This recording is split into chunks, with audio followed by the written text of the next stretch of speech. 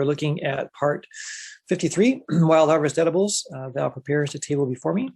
And just as we begin, it's important to remember that as you navigate any health challenge, that it's always recommended that you partner with a medical practitioner that shares your philosophy of the care of the human body in disease and in health. And that the information shared here is educational in nature and designed to just add tools to your toolbox to help you maintain and return to wellness. And it shouldn't be construed as medical advice. And they're just simply tools that have been successfully used by others, similar situations. And as always, investigate and verify any treatment or protocol or procedure for yourself, not blindly accepting anything without due diligence. Thomas Edison said that the doctor of the future will give no medicine, but will instruct his patient in the care of the human frame, in diet, and in the cause and prevention of disease. And a corollary to that was referred to back in 1885 in Councils on Diets and Foods, page 301. There are many ways of practicing the healing art, but there is only one way that heaven approves. God's remedies are the simple agencies of nature that will not tax or debilitate the system through their powerful properties. Pure air and water, cleanliness, a proper diet, purity of life, and a firm trust in God are remedies for the want of which thousands are dying. Yet these remedies are going out of date because their skillful use requires work the people do not appreciate. Fresh air, exercise, pure water, and clean, sweet premises are within the reach of all, with but little expense. But drugs are expensive, both in the outlay of means and the effect produced upon the system. In 3 John 1 and 2 says, Beloved, I pray that you may prosper in all things and be in health, just as your soul prospers. If our soul is not prospering, we will not have good health. I beseech you, therefore, brethren, by the mercies of God, that you present your body as a living sacrifice. This is from Romans 12, 1 and 2. That living sacrifice should be holy, acceptable to God, which is your reasonable service. And do not be conformed to this world, but be transformed by the renewing of your mind, that you may prove what is that good and acceptable and perfect will of God. Tonight, the first thing we're looking at is glasswort, also known as salicornia. It has a number of different species, 30 different species of this, and it's found in the marine environment along the ocean edge. And there may be times where we are along the ocean edge and need to have some edible foodstuffs in that environment. It's also known as sea asparagus, pickleweed, or sea bean. And it can be completely green, like in the upper right picture, but it can also have red-tipped ends on it. And in the middle picture, you can see those little white dots on the side. Those are actually the flowers of the glasswort. So it's sometimes known, it's kind of asparagus-like. It turns out reddish and purplish in fall. And it may grow erect or be sprawling up to 20 inches tall. The flowers are very tiny and hidden. And they're hidden by the bracts. 1 to 2 stigmas for each one. The petals are in radial symmetry, and they form a fused tube or a cup. And they're really tiny, so you'd almost have to use a hand lens or a loop, they call it in the botany world, to look at these little flowers. They're so tiny. The fruit are dry, but unsplit when they're ripe. The stem ends in a spike, and the flowers are present on that spike, as you can see in the picture in the center. So in the upper picture, there's a whole kind of grove of it, or a stand of it. When the tide is up, it may be completely immersed at some times. Other times it may grow just out of the intertidal area and have a little bit of water around it, or it may not have any water around it, depending on where it's growing. The leaves are present. It appears leafless, but they're just very small and tightly fused to the main body of the stem, and they're scale-like. So they form a sheath around the stem, making the appearance of joints, although there are no joints, like you would find in something like horsetail. So the edibility, the edible portion is the stems and the root tips.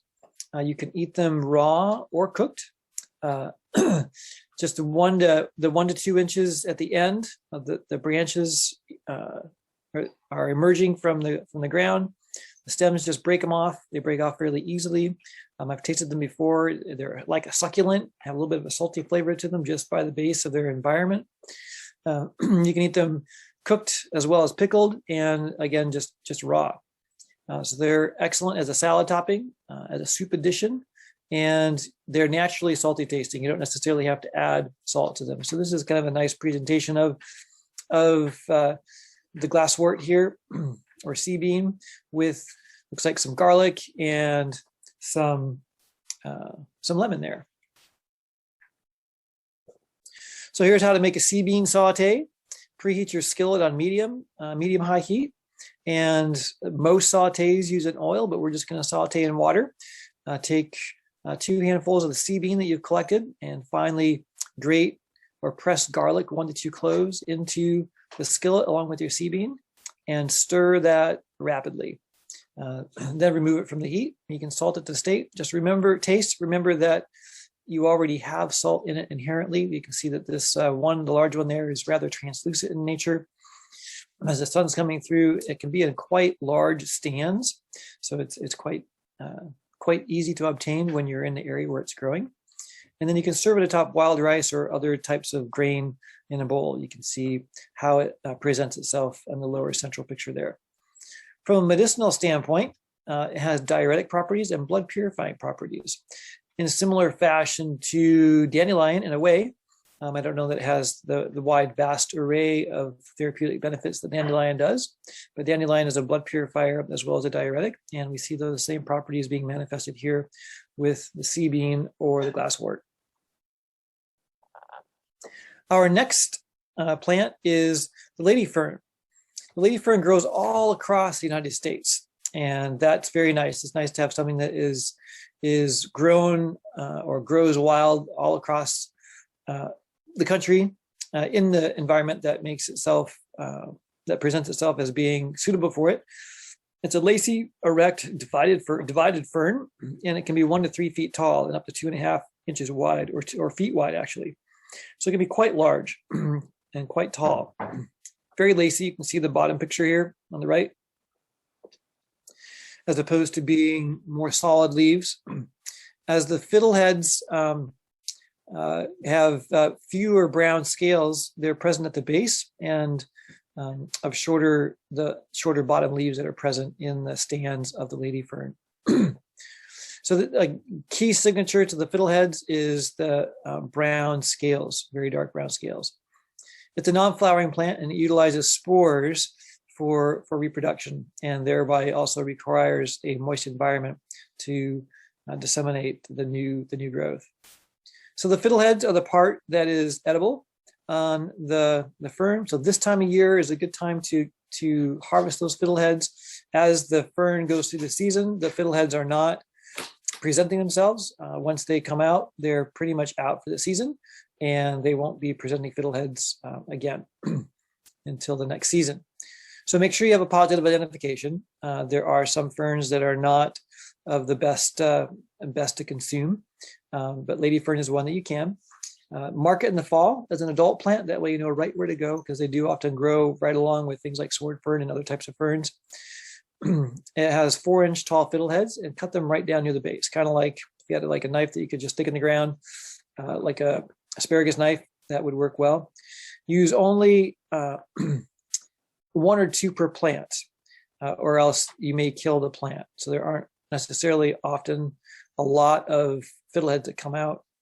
You can see that this is a lot of fiddleheads on this particular one. The fern will die back and be almost non-existent, unlike some other ferns like the sword fern maintains its leaves all through the season and just adds new fiddleheads each season unless it's cut back. So you must boil, cook, or steam them 10 to 12 minutes because it contains a compound that, if eaten raw, can have some detrimental effects in your body. So they must be cooked. They can't eat them raw. And that helps to remove the scales, and then just salt them to taste. So fiddlehead pasta, just take a half cup of fiddleheads, and then you're going to do your 10, 12-minute boil or steam, again, to deactivate the enzyme. Notice how the fronds on the outer ends are alternate each other. Use 1 diced garlic clove, and half a cup of water, 1 teaspoon of salt, and 1 tablespoon of flour. Cook that 10 minutes and then add another half a cup of soy milk. So you're going to stir that constantly over low heat as it thickens, and then you can thin it with more soy milk as you need, and you can add a half a cup of nutritional yeast to kind of thicken it and flavor it as well. And then add in the lady fern fiddleheads and mix it up. You can use that over fresh pasta.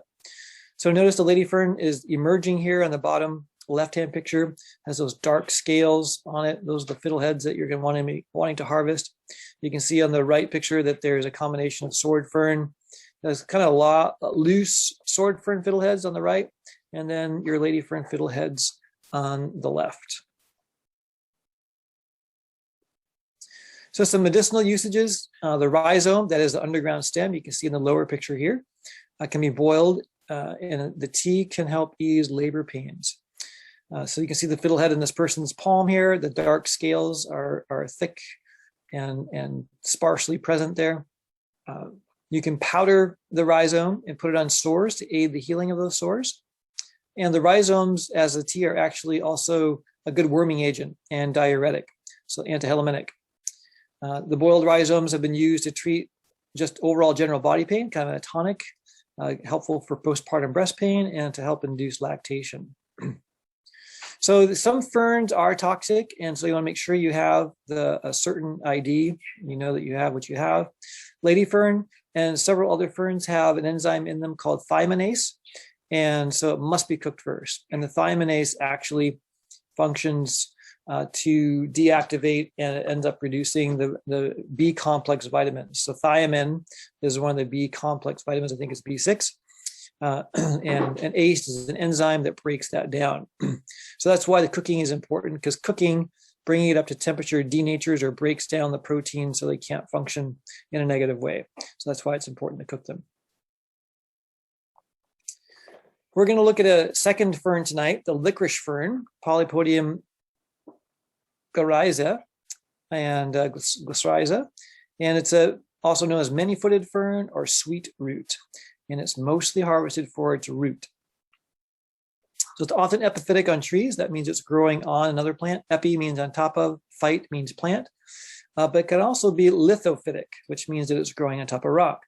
And it'll be a mossy rock, so the mossy presentation on the rock is going to hold the moisture and create an environment in which the licorice fern can thrive. It's very common on big leaf maples, because big leaf maples in the Pacific Northwest, kind of temperate rainforest, tend to have thick moss growing on them in places. And then the spores land and the rhizomes get established, and the licorice fern is very common on big leaf maples. So they can have 1 to 3 12-inch triangular fronds along with the rhizome. You can see where the arrows are pointing in the lower picture, that the leaves are alternate and yet fused to the main vein or stem as well. So they alternate. They're not opposite, but they have a fused kind of portion from leaflet to leaflet. Again, these are spore bearing. They're flowerless. The adult frond on all ferns is referred to as the sporophyte. And the spore sacs are called sporangii in various packages, or the dots themselves that you see, they're called sori, and they're found underneath the leaves. So the spores germinate into what's known as a gametophyte, or a gamete plant. Then sexual combination, recombination is important in order to have them work together well. So they have alternating frondlets. So the leaf, you can see the leaf on the right. Actually, both leaves, the central one as well as the upper one, you can see lots of the sori scattered along those black dots on the underside of the leaf. This is on a maple with lots of moss on it, but you can actually see them presenting through the the top side of the leaf as well, where the red arrows are just behind them on that descending frond. So it's a very nice triangular presentation. It grows from a reddish brown rhizome. You can see on the lower right, the rhizome has been separated from the frond. And each leaflet has pointed tips and margins that are finely scalloped. So you can see in the person's hand there, the palm, the finely scalloped edges. It's not deeply scalloped, just kind of lightly scalloped all the way along it. So the rhizome on this one is what you're going after, not the fiddlehead. You're going for the rhizome. and just trace down to the base of the frond, just following that mid vein, and that's where it attaches to the rhizome. So the rhizome is thin and fibrous. You can chew it raw, or roast the root and swallow the juices, or infuse it into teas and sauces. So this is one that you can consume raw. And it's a lot like sugarcane in the sense that it's very fibrous. You're just going to chew it and have the licorice flavored juices be released into your mouth. So it's kind of good. I like to see that it has a bit of an earthy aftertaste, and that's probably because I haven't taken it home to wash it first. I usually eat it just straight from the field. But it has a polypocide A compound in it, which is 600 times sweeter than sucrose. So it's a great mouth cleanser in the field. So it could be a source of natural sweetener that could take the place of sugar. So licorice fern tea, take 2 to 3 inches of the chopped rhizome, put it into 4 cups of water, bring that to a boil, and steep it for 20 minutes. So that's going to help to extract the beneficial components of the licorice fern. You can see the individual here holding it nicely, and have the fern out there in his hand. So the rhizome is great for sore throats, as a cough suppressant, as a laxative, and it's actually very beneficial against as an antiviral against herpes type 1. So many ferns may contain carcinogens, so just use them with caution. This particular one doesn't have any carcinogens that have been noted specifically associated with it. And many ferns also contain thiomenase. So this one isn't indicated to have thiomenase as a part of it, but just as a general rule with ferns, like we already have talked about, the bracken fern fiddleheads, those need to be soaked overnight in salt water and then boiled, and that deactivates the thiomenase. So cooking destroys the enzyme activity and helps to make it safe to eat. And again, that thiamine again is a B vitamin, and the B vitamins are the ones that are impacted by that fern-based enzyme. So you can go to preparingforthetimeoftrouble.com, www.preparingforthetimeoftrouble.com, to review this and look at it again or share it with your friends.